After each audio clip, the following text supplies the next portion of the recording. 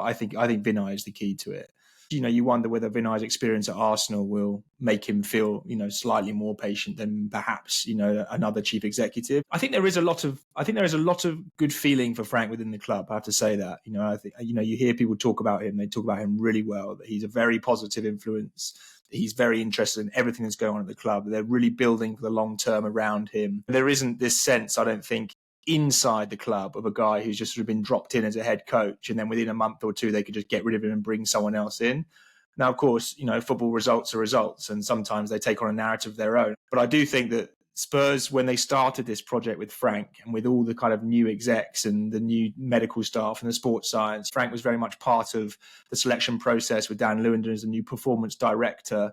Let's not underestimate how much I think Frank is kind of part of this big kind of restart for Spurs, in the last kind of 6 months. I think ripping that out, and putting a new guy in, let's say mid-season, I think would be a big step. I don't think it's impossible. If results and performances continue and, like they did today, then, anything is up in the air, of course. But I think Frank is a real sort of keystone in this project, and I think they won't take that decision lightly.